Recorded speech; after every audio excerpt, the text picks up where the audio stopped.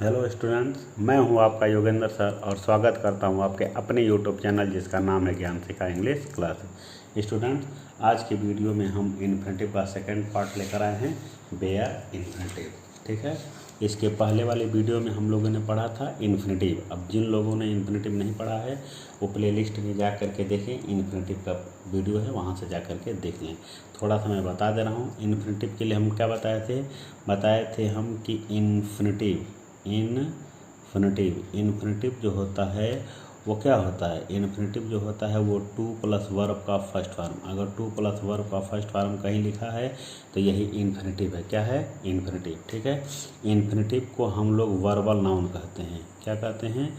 Verbal noun कहते हैं। Verbal noun का मतलब बनता वर्ब से है लेकिन काम नाउन का करता है, इसलिए वर्बल नाउन कहलाता है। ठीक, अब नाउन क्या करता है? नाउन सेंटेंस में सब्जेक्ट बनता है, ऑब्जेक्ट बनता है, कंप्लीमेंट बनता है, प्रीपोजिशन का ऑब्जेक्ट बनता है। तो इन्फिनेटिव भी सब्जेक्ट बन जाएगा, ऑब्जेक्ट बन जाएगा, कंप्लीमेंट बन जाएगा, प्रीपोजिशन का ऑब्जेक्ट बन जाएगा। ठीक है ना। फिर बताए थे कि इन्फिनेटिव दो टाइप के होते हैं। इन्फिनेटिव दो टाइप के, एक होता है सिंपल इन्फिनेटिव। ठीक है, सिंपल इन्फिनेटिव, या इसी का एक नाम है नाउन इन्फिनेटिव। तो सिंपल इन्फिनेटिव कहा जाए या नाउन इन्फिनेटिव एक ही बात है। तो सिंपल इन्फिनेटिव का मतलब क्या हुआ कि अगर इन्फिनेटिव नाउन का काम करेगा तो वो सिंपल इन्फिनेटिव कहलाएगा या नाउन इन्फिनेटिव कहलाएगा। ठीक है ना। अगर इन्फिनेटिव का प्रयोग हम लोग नाउन के रूप में करते हैं तो वो सिंपल इन्फिनेटिव कहलाएगा या नाउन इन्फिनेटिव कहलाएगा। ठीक है ना।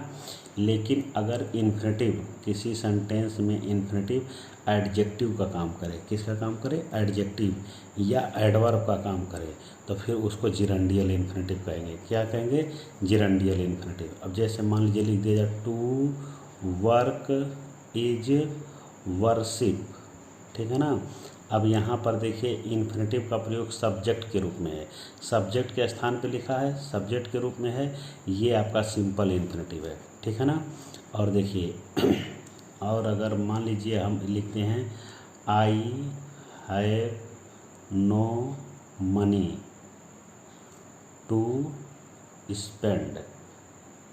ठीक, अब ये टू प्लस वर्ब का फर्स्ट ये इन्फिनेटिव है, इस मनी को क्वालिफाई कर रहा है। ठीक, इसलिए ये एडजेक्टिव हो गया। क्या हो गया? एडजेक्टिव। इस सेंटेंस में इन्फिनेटिव का प्रयोग एडजेक्टिव के रूप में किया गया है। तो अगर इन्फिनेटिव का प्रयोग एडजेक्टिव या एडवर्ब के रूप में कर दिया जाए तो वो जिरंडियल इन्फिनेटिव है। तो ये वाला इन्फिनेटिव क्या है?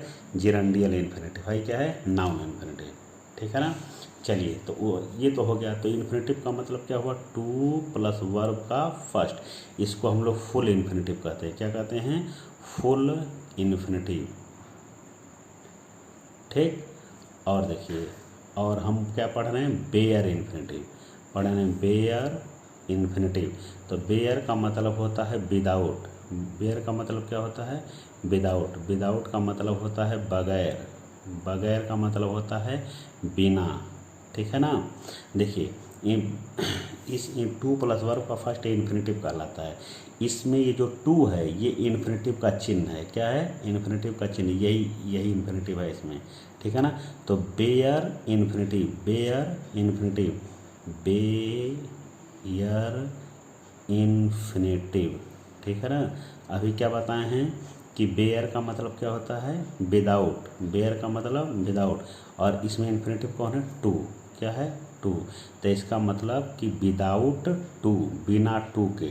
अगर कोई इन्फिनेटिव है उसमें टू नहीं लिखा है, इन्फिनेटिव है लेकिन टू नहीं लिखा है, तो वही हमारा बेयर इन्फिनेटिव कहलाएगा। ठीक है ना। देखिए बेयर इन्फिनेटिव लिखा हुआ है कि बेयर इन्फिनेटिव मतलब ऐसा इन्फिनेटिव जो बिना टू के हो। जब हम इन्फिनेटिव को बिना टू के लिखते हैं तो वह बेयर इन्फिनेटिव कहलाता है। जैसे I made the horse run fast, यहाँ देखिए रन फास्ट लिखा है। ठीक है ना, टू नहीं लिखा है, ये केवल वर्ब का फर्स्ट फॉर्म में बेयर इन्फिनेटिव है। ही मेड मी सिंग, यहाँ देखिए यस आई एन जी सिंग लिखा है, इसके साथ में टू नहीं है। ठीक है, ये बेयर इन्फिनेटिव है। आई हर्ड हिम सिंग, ये बेयर इन्फिनेटिव है, वर्ब का फर्स्ट फॉर्म लिखा है केवल। ठीक है ना। चलिए अब आ गया कि बेयर इन्फिनेटिव का प्रयोग कहाँ कहाँ करना चाहिए। देखिए बहुत मार्के की चीज़ आपको बता रहा हूँ, ये आगे के कंपटीशन में आपको बहुत काम करेगा। ठीक है, अगर आप इंटर लेवल पे हैं तब भी आपको जानना चाहिए। ठीक है, अगर आप किसी कंपटीशन की तैयारी करते हैं तब आपके लिए तो बहुत मस्ट है। अगर किसी सेंटेंस में लेट लिखा हो, बेड हो, नो हो, हियर हो, हेल्प हो, मेक हो, वाच हो, सी हो, अगर इनका प्रयोग एक्टिव वॉइस में किया गया है, मतलब सेंटेंस में इनमें से किसी का प्रयोग वर्ब के रूप में हो, सी हो, मेक हो, वाच हो, हेल्प हो, हियर हो, नो, बिड, लेट, कोई भी हो, अगर इनका प्रयोग, देखिए वर्ब है तो इनका प्रयोग हम एक्टिव वॉइस में भी कर सकते हैं, पैसिव में भी कर सकते हैं। अगर इनका प्रयोग एक्टिव वॉइस में किया गया है तो इनके साथ हमेशा बेयर इन्फिनेटिव लगेगा, मतलब हम लोग केवल वर्ब का फर्स्ट फॉर्म लिखेंगे, ठीक है ना। चलिए देखिए, अब जैसे एग्जाम्पल देखते हैं, लिखा है I made the students write an essay. ये देखिए सब्जेक्ट प्लस वर्ब का सेकेंड फॉर्म प्लस ऑब्जेक्ट, ये एक्टिव वॉइस में है। मेक का प्रयोग किया गया है एक्टिव वॉइस में, क्या है एक्टिव। पैसिव का मतलब क्या है, पैसिव का मतलब कि अगर यहाँ पे is, am, are, was, were रहे फिर वर्ब का थर्ड फॉर्म, तो इसका मतलब ये पैसिव है। तो पैसिव नहीं है, ये क्या है एक्टिव है, ठीक है ना। अब मेड का प्रयोग क्या है, मेड के साथ हम लोग बेयर इन्फिनेटिव का प्रयोग करते हैं, कब, जब वाक्य एक्टिव में रहेगा तब। तो ये सेंटेंस किस में है, एक्टिव वॉइस में, इसलिए यहाँ बेयर इन्फिनेटिव है। अगर हम टू राइट लिख दें तो भी गलत हो जाएगा, ठीक है, ठीक। लेकिन अगर इन्हीं का प्रयोग पैसिव वॉइस में हो, किसमें, पैसिव वॉइस में, तब इनके साथ बेयर इन्फिनेटिव नहीं लगेगा, तब फुल इन्फिनेटिव लगेगा। फिर से सुनिए, let, bid, know, hear, help, make, watch, see, इनका प्रयोग एक्टिव वॉइस में है तो इनके साथ बेयर इन्फिनेटिव लगेगा, मतलब केवल वर्ब का फर्स्ट फॉर्म लगेगा। लेकिन अगर इनका प्रयोग पैसिव वॉइस में है तो वहाँ पे टू भी रहेगा, वर्ब का फर्स्ट फॉर्म, मतलब यहाँ पे फुल इन्फिनेटिव लगेगा, ठीक है ना। अगर पैसिव में हो तो अब यहाँ देखिए, अब यहाँ पे देखिए सब्जेक्ट प्लस मेक है, वर्ब का सेकेंड फॉर्म प्लस ऑब्जेक्ट, ये एक्टिव है। और यहाँ नीचे देखिए लिखा द स्टूडेंट्स वेयर मेड, देखिए अगर subject plus is, am, are, was, were, उसके साथ वर्ब का थर्ड फॉर्म लिखा है तो इसका मतलब ये सेंटेंस पैसिव है, स्ट्रक्चर पैसिव का है, ठीक है ना। अब ये पैसिव, तो जब पैसिव लिखा है तो यहाँ पे देखिए, यहाँ एक्टिव लिखा है तो केवल राइट है, ठीक है, टू नहीं रहेगा, ठीक। लेकिन यही चीज़ यहाँ पैसिव में बन गया, तो जब पैसिव में बन गया तो यहाँ बेयर नहीं, तब फुल इन्फिनेटिव चाहिए, मतलब टू भी चाहिए। बस छोटी सी चीज़ है, ठीक। अगर आपको वीडियो पसंद आया तो तुरंत आप लाइक दबाइए, तुरंत लाइक दबाइए, तब मैं आगे बताऊंगा, नहीं तो मैं नहीं बताऊंगा। दबाइए, यस, अच्छे बच्चे की तरह दबाइए। और आप एक चीज़ और भूल गए, कमेंट करिए, लाइक करिए, कमेंट करिए, तब मैं फिर आगे बढ़ाऊंगा, नहीं तो वीडियो बंद करता हूँ यहीं पे। अच्छा कमेंट कर रहे हैं तो करिए करिए, तो फिर हम आगे चलते हैं। चलिए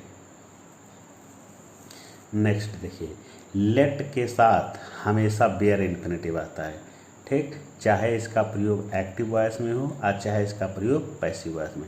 लेट का प्रयोग एक्टिव में भी हो सकता है, पैसिव में भी हो सकता है, ठीक। तो अगर एक्टिव में करेंगे तब भी बेयर इन्फिनेटिव, पैसिव में करेंगे तब भी बेयर इन्फिनेटिव, ठीक है। जैसे लिखा देखिए लेट मी गो, ये एक्टिव वॉइस में है, तो लेट के साथ देखिए केवल टू गो नहीं है, केवल गो है, तो इन्फिनेटिव है, कौन सा इन्फिनेटिव है, बेयर इन्फिनेटिव। चलिए एक और एग्जांपल देखते हैं, लिखा लेट द सन मैरी, अब लेट लग गया तो यहाँ पे देखिए वर्ब का फर्स्ट फॉर्म लिखा है, ये बेयर इन्फिनेटिव है, ठीक है ना। चलिए अगर कोई सेंटेंस है, उस सेंटेंस में मेक का प्रयोग किया गया है, किसका, मेक। अब मेक के बाद अगर ऑब्जेक्ट दिया है, मेक के बाद क्या दिया है, ऑब्जेक्ट, तो आगे हम बेयर इन्फिनेटिव लिखेंगे। लेकिन मेक के सेंटेंस में मेक का प्रयोग किया, मेक के बाद ऑब्जेक्ट नहीं है तो फुल इन्फिनेटिव लगेगा। मतलब इस सेंटेंस में देखिए हम लोग सब्जेक्ट लिखेंगे, मेक लिखेंगे, अब मेक के बाद ऑब्जेक्ट आ सकता है, नहीं भी आ सकता है, तो अगर इसके बाद ऑब्जेक्ट आ गया तो फिर यहाँ टू भी रहेगा और वर्ब का फर्स्ट भी रहेगा। सेंटेंस में सब्जेक्ट है, मेक है, लेकिन कोई ज़रूरी थोड़ा है कि ऑब्जेक्ट रहेगा। मान लेते हैं कि ऑब्जेक्ट नहीं है, तो जब आप नहीं, ऑब्जेक्ट नहीं है तो यहाँ टू भी रहेगा प्लस वर्ब का फर्स्ट, यहाँ गलत बता दें, ये ऐसे रहेगा, ठीक है। तो मेक के बाद ऑब्जेक्ट दिया है तो बेयर इन्फिनेटिव, ऑब्जेक्ट नहीं है तो फुल इन्फिनेटिव। एग्जाम्पल देखिए, ये इम्परेटिव सेंटेंस है, वर्ब का फर्स्ट फॉर्म पहले लिखा है, तो देखिए मेक हिम रेस्ट, यहाँ पे मेक का प्रयोग किया गया है, इसके बाद है ये ऑब्जेक्ट है, ये वर्ब का फर्स्ट फॉर्म है, ठीक है ना। देखिए सब्जेक्ट फिर वर्ब फिर ऑब्जेक्ट, मेक के बाद क्या लिखा, ऑब्जेक्ट, यहाँ बेयर इन्फिनेटिव है, ठीक। लेकिन अगर मान लीजिए ये ऑब्जेक्ट नहीं रहता तो यहाँ टू लगाना पड़ता। जैसे देखिए आई वाज मेड सब्जेक्ट हो गया, मेड वर्ब हो गया, अब आगे ऑब्जेक्ट नहीं है। तो जब ऑब्जेक्ट नहीं है तो यहाँ देखिए टू भी है प्लस वर्ब का फर्स्ट फॉर्म भी है। तो मतलब मेक के बाद अगर ऑब्जेक्ट है तो बेयर इन्फिनिटिव, अगर ऑब्जेक्ट नहीं है तो फिर वहाँ पे फुल इन्फिनिटिव। ठीक है ना। फिर आगे देखिए, अगर किसी सेंटेंस में देखिए बहुत अच्छा रूल है, अगर किसी सेंटेंस में हैड बेटर हो, एज हो, व्हाई नॉट हो, बट मतलब नथिंग बट माने लेकिन, वो वाला लेकिन नहीं, बट का मतलब होता है सिवाय। ठीक है ना। बट मतलब नथिंग बट हो। ठीक है ना, एक ही चीज़ है। एक्सेप्ट हो, हैड बेटर हो, हैड रैदर हो, वुड बेटर हो, वुड रैदर हो, तो इनके बाद हमेशा बेयर इन्फिनिटिव लगेगा। अब इसको आप रट डालिए कि हैड बेटर हो, व्हाई नॉट हो, बट हो, एक्सेप्ट हो, हैड बेटर हो, had rather, would better, would rather के साथ हमेशा बेयर इन्फिनिटिव लगेगा। ठीक है ना। जैसे देखिए वी हैड बेटर, तो हैड बेटर है ना, देखिए हैड बेटर आ गया, तो यहाँ बेयर इन्फिनिटिव लगेगा। यहाँ टू टेक नहीं रहेगा, केवल टेक रहेगा। ठीक है। देखिए ही डिड नथिंग बट लिखा है, नथिंग बट लिखा है, ऊपर देखिए लिखा है नथिंग बट है, तो उसके बाद वर्ब का फर्स्ट फॉर्म देखिए टू नहीं रहेगा, टू स्लिप नहीं रहेगा, केवल स्लिप रहेगा। ठीक। देखिए हम लोग कभी कभी वाई का प्रयोग या वाई नॉट का प्रयोग हम लोग सजेशन के लिए करते हैं। किसके लिए करते हैं? सजेशन। एक तरह से प्रश्न तो करते हैं लेकिन प्रश्न कम, उस सजेशन ज़्यादा होता है। ठीक है ना। तो वहाँ पर भी हम लोग बेयर इन्फिनिटिव करते हैं। लिखा है why not buy a new bed, इसका मतलब हो गया कि एक नया बेड क्यों ना खरीदें, एक नया बेड क्यों ना खरीदें। तो हम जब किसी से कहते हैं कि क्यों ना हम लोग पानी पी लिया जाए, तो इसका मतलब क्या हुआ कि सामने वाले को हम सलाह दे रहे हैं कि चलो पानी पी लिया जाए।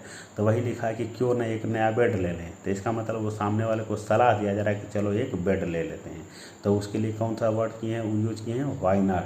ठीक है ना, ये सलाह देने के लिए। तो देखिए वाई नॉट या वाई का प्रयोग हो, ठीक, और सजेशन के लिए हो तो बेयर इन्फिनिटिव लगेगा। देखिए वाई परचेज थिंग्स, ठीक है ना। अब मतलब कि ये भी सलाह से, जैसे मान लीजिए सामान खरीदना है, आपके घर वाले कहने खरीदो, ठीक है, लेकिन आपके पास सामान पहले से बहुत ज़्यादा मौजूद है, तब आप कहते हैं कि अरे क्यों सामान खरीदें। तो मतलब हम एक तरह से प्रश्न तो करते हैं लेकिन साथ में सजेशन देते हैं कि हमको इसकी ज़रूरत नहीं है। ठीक है। तो वाई, ये इंट्रोगेटिव देखिए, अगर इंट्रोगेटिव का स्ट्रक्चर मिलाया जाए तो ये क्वेश्चन वर्ड हो गया, फिर यहाँ हेल्पिंग वर्ब आना चाहिए, फिर सब्जेक्ट आना चाहिए, फिर वर्ब आना चाहिए। तो देखिए वो स्ट्रक्चर नहीं मैच कर रहा है। क्यों? क्योंकि इसका प्रयोग सजेशन के लिए किया गया है। तो यहाँ भी हम लोग देखिए बेयर इन्फिनिटिव, वाई के बाद टू परचेज नहीं है, परचेज है। वाई नॉट के बाद बाई लिखा है, टू बाई नहीं लिखा है। ठीक है ना। उसी तरह से देखिए एग्जांपल है आई वुड डाई रैदर, बोले ना कि वुड रैदर के साथ इन्फिनिटिव आएगा। ठीक है ना।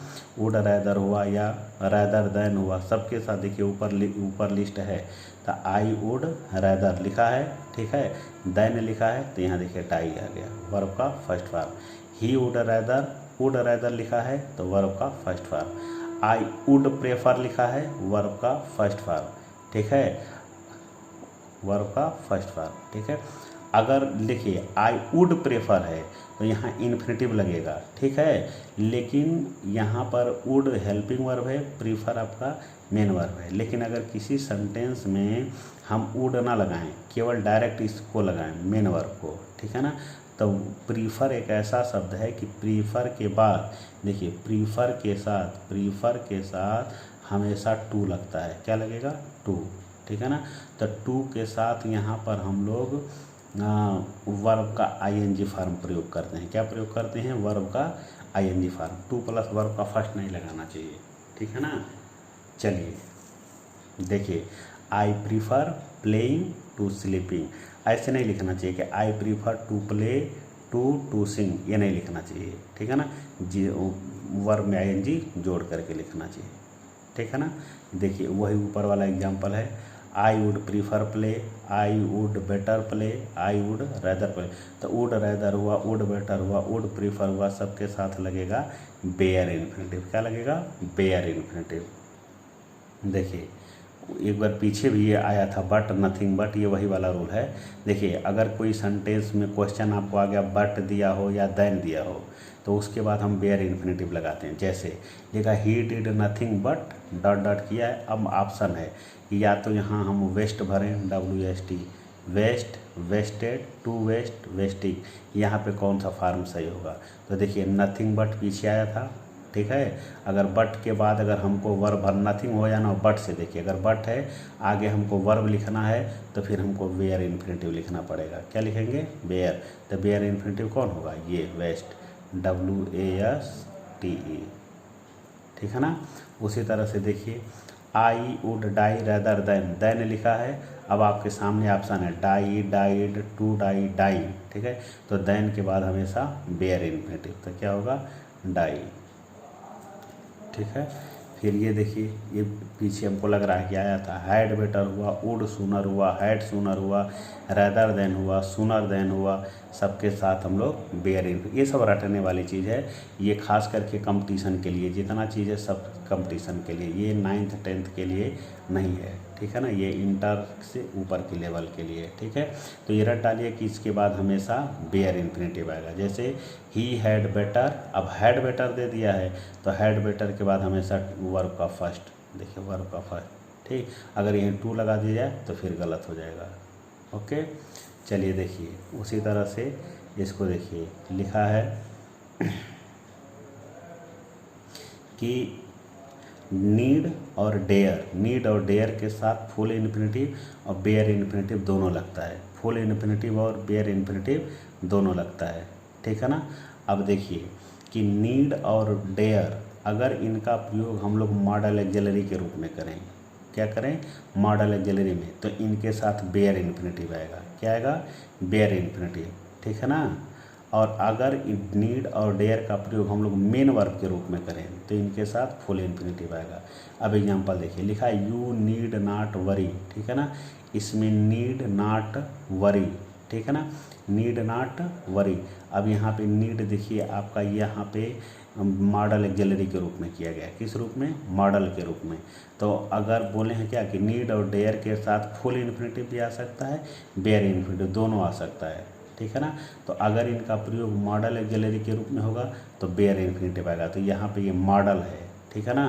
तो ये आपका देखिए बेयर इन्फिनेटिव लिखा है, ठीक है ना। अब देखिए नीचे लिखा है Raj needed to wash his car.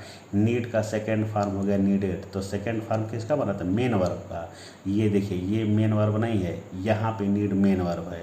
अब बोलें कि मेन, अगर नीड का प्रयोग हम लोग मेन वर्ब फाइनाइट वर्ब के रूप में करेंगे तो वहाँ हम फुल इन्फिनेटिव लगेंगे। तो यहाँ नीड के साथ बेयर इन्फिनेटिव है और यहाँ नीडेड के साथ फुल इन्फिनेटिव। अंतर क्या है? ये मॉडल एक्सिलरी के है, ठीक। मॉडल एक्सिलरी के साथ नीड का प्रयोग मॉडल के रूप में करेंगे तो इन्फिनेटिव बेयर इन्फिनेटिव आएगा, और नीड को अगर मेन वर्ब बना देंगे तो फिर फुल इन्फिनेटिव आएगा। देखिए he dare not enter, dare यहाँ मॉडल है, मॉडल एक्सिलरी है इसलिए इंटर केवल लिखा है। यहाँ देखिए डेयर्ड नॉट, इसका सेकंड फॉर्म हो गया, ठीक है। डेयर्ड लिखा है, सब्जेक्ट प्लस वर्ब का सेकंड, तो ये मेन वर्ब हो गया। तो जब डेयर का प्रयोग मेन वर्ब के रूप में करेंगे तो फिर वहाँ पे फुल इन्फिनेटिव आएगा, टू प्लस वर्ब का फर्स्ट फॉर्म। ओके, ये रहा आज का वीडियो, और वीडियो में मैंने अच्छे से समझा दिया। थोड़ा लेवल से ऊपर की चीज़ें हैं, इसको आप 2-3 बार देखिए। अच्छी चीज़ें, भागिए नहीं। कोई भी चीज़ जब हमारे सामने नया आता है तो उसको सीखना चाहिए, उससे भागना नहीं चाहिए। तो इसको आप देखिए, देखेंगे तो निश्चित रूप से आपको समझ में आएगा। 2-3 बार देखिए, और ये जो रूल बताए हैं कि किसके साथ कब बेयर इन्फिनेटिव आएगा, ये सब आप लोग रट डालिए, ठीक है। तो उम्मीद करता हूँ कि वीडियो आपको समझ में आया होगा, और समझ में आया तो लाइक, शेयर, सब्सक्राइब, कमेंट सब कर डालिए। ओके।